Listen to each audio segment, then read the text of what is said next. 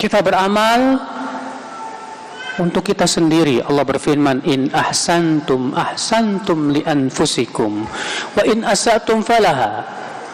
Jika kalian berbuat baik, maka kebaikan kalian untuk diri kalian sendiri. Dan jika kalian berbuat buruk, perbuatan buruk kalian pun untuk diri kalian sendiri. Salat yang kita lakukan, apakah menguntungkan Allah? Enggak. Salat itu untuk keuntungan diri kita. Puasa, sedekah, haji dan yang lainnya, apakah itu menguntungkan Allah? Tidak sama sekali. Tapi untuk diri kita, ya akhwal Islam. Maka jadikan amal soleh sebagai kebutuhan. Seperti kita membutuhkan makanan dan minuman. Antum kalau butuh makan dan minum nyari nggak, Mas? Nyari.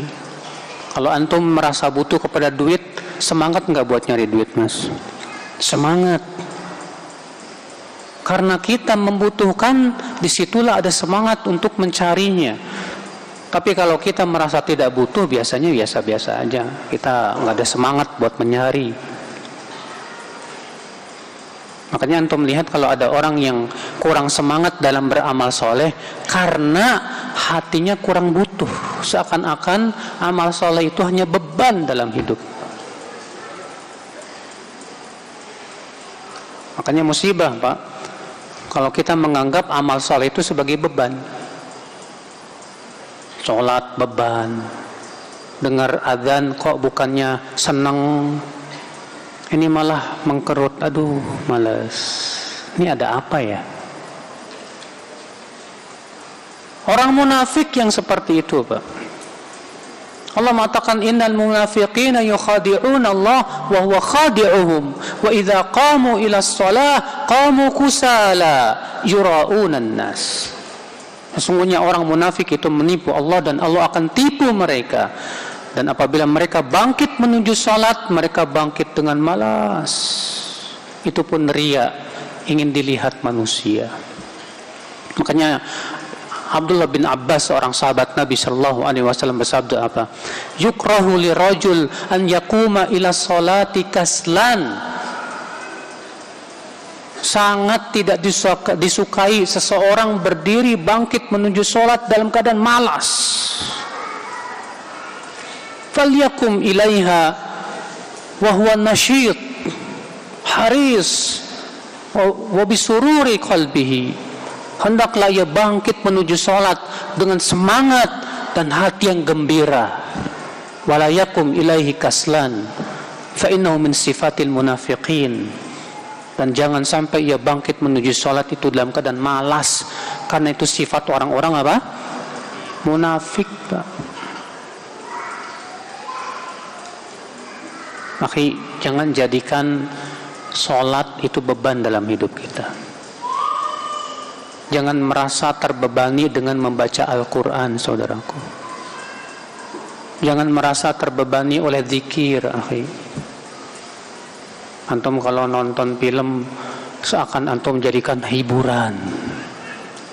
Ini kan hiburan, Masya Allah.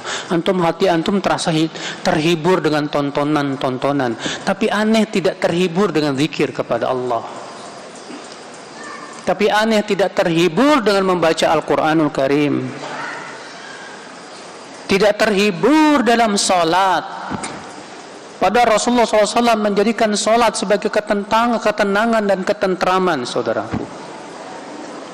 Sampai Rasulullah bersabda kepada Bilal, ya Bilal, arihna bis salah. Hai Bilal, jadikan kita tenang dengan salat, hai Bilal. Istirahatkan hati kita dengan salat, hai Bilal. Subhanallah, ya akhal Islam, azan ya Allah wa ya. Itu amal, akhi. Dan kita diperintahkan oleh Allah untuk berlomba-lomba dalam amal. Allah berfirman, fastabiqul khairat. Berlomba-lombalah kalian dalam kebaikan. Coba kita introspeksi diri, Pak. Selama ini kita punya jiwa pelomba enggak? Apa tanda kalau kita ini jiwa pelomba.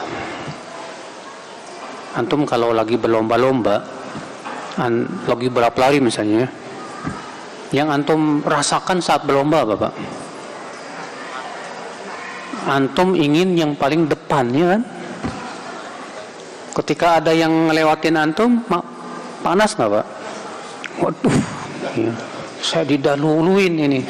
Antum berusaha kejar dia. Nah, itu namanya berlomba, Pak. Sekarang ketika antum dalam amal saleh, teman antum kok bisa hafal 3 juz, antum cuma 1 juz, ngedahuluin antum, panas nggak? Kalau antum diam biasa-biasa aja, berarti antum tidak punya jiwa pelomba. Teman antum bisa puasa Senin Kamis, antum nggak bisa karena malas, bukan karena ada alasan yang syar'i. Dan tidak terpacu hati antum dan tidak panas untuk menyaingi dia. Afwan, kita tidak punya jiwa pelomba. Tapi kalau ngelihat tetangganya bisa beli mobil, panas baru, kurang ajar. Wah, berarti perlombaan kita masih tingkat dunia, Mas.